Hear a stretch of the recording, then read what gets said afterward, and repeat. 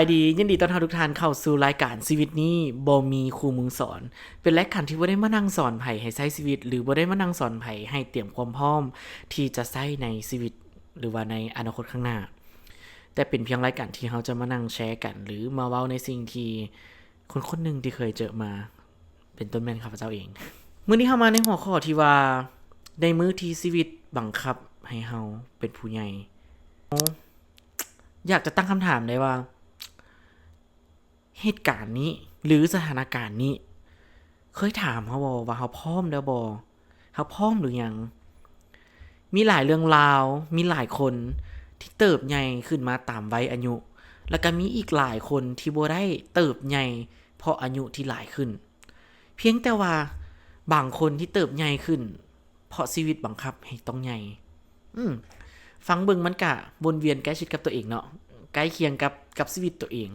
บ่มีผู้ใดที่เกิดมาแล้วอยากเจอกับความลำบากบ่มีผู้ใดที่เกิดมาแล้ว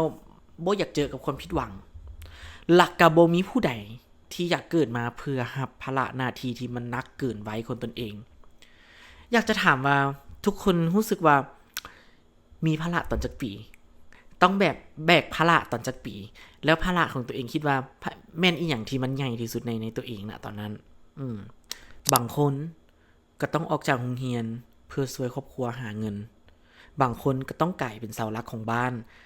ทั้งที่ตัวเองก็ยังบ่ฮู้ซ้ำว่ามื้ออื่นน่ะสิเอาตัวรอดจังได๋แต่ว่าสถานการณ์ตอนนั้นมันบังคับให้เราต้องเป็นผู้ใหญ่ขึ้นเป็นหน้าที่ที่เราต้องได้รับผิดชอบ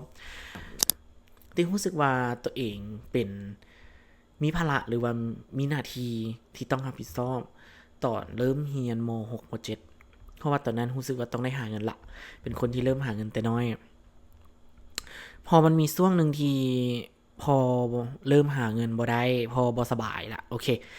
มันก็เริ่มทยอยเฮ็ดให้เฮามีภาระหลายขึ้นเริ่มจากหยังเริ่มจากช่วยซื้อค่ายาให้พ่อหลังจากนั้นก็มาเรื่อยๆค่าน้ำค่าไฟอีหยังต่างๆไหลๆๆๆเข้ามาจนกระทั่งในมื้อที่พ่อเสียเฮาฮู้เลยแหละว่าณตอนนั้นน่ะมันเป็นภาระของเฮาละเฮาเป็นเสาหลักของบ้านละเฮาพยายามรับผิดชอบให้ดีที่สุดเชื่อบ่ว่าในมื้อที่พ่อเสียน่ะตนเองอะนะบ่มีความรู้สึกเสียใจเลยเพราะว่าเรื่องที่สำคัญกว่าน่ะคือเฮาต้องจัดงานออกมาให้ดีที่สุดเฮายังบ่ฮู้ว่าเฮาสิเริ่มจากหยังก่อนเพราะทุกคนบ่เคยมีประสบการณ์อยู่แล้วในเรื่องของการสูญเสียเฮาบ่มีประสบการณ์เพราะว่าเฮาบ่ฮู้สิจังใดแม่ก็ยังเสียใจอยู่จื้อได้ขึ้นใจว่าตอนนั้นแม่สติแตกละเฮาไปเอิ้นใส่หูแม่แล้วแบบบอกแม่ว่าแม่เฮาเสียใจได้แต่ว่าตอนนี้เฮาต้องจัดเรียงความสำคัญก่อน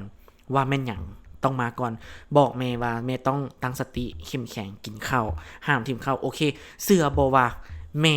รับฟังเฮาทุกอย่างแล้วเฮ็ดตามที่เฮาบอกทุกอย่างจนมื้อที่เฮารู้สึกอ่าเสียใจแล้วก็รู้สึกแบบคิดฮอดแฮงๆเป็นมื้อที่เขาจะเอิ้นเลิกมงคลเนาะมันบ่มีไผละก็สิมีแม่มีเอื้อยมีเฮามีน้อง4คนอยู่แล้วก็มีหลานอีกผู้นึงจะรู้สึกว่ามันโดดเดี่ยวมันเหงาอีหลีเนาะความเสียใจมันมาละความสูญเสียมันมาแท้ๆแล้วเนาะแล้วนับจากนั้นมาก็เลยได้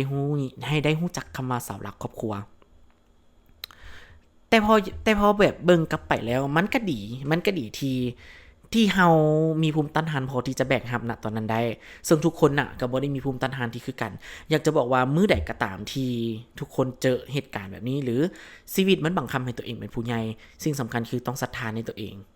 ต้องมีความเชื่อมั่นในตัวเองต้องมีความอดทนเนาะแล้วก็ยอมรับในสิ่งที่มันเกิดขึ้นเฮาฝืนมันบ่ได้เฮาก็อยู่นำมัน